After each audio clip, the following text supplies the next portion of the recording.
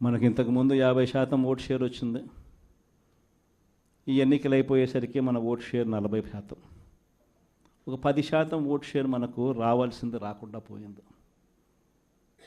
కారణం ఆ రోజు కేవలం మీ జగన్ అబద్ధాలు చెప్పలేకపోయాడు, అదొక్కటే కారణం.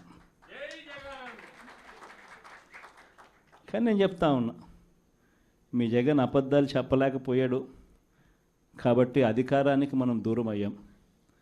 కానీ అధికారానికి దూరం అయినా కూడా మీ జగన్ మీ గుండెల్లోనూ మీ మనసుల్లోనూ లీడర్ అంటే ఇలా ఉండాలి అని చెప్పి మాత్రం ముద్ర వేయగలిగాడు.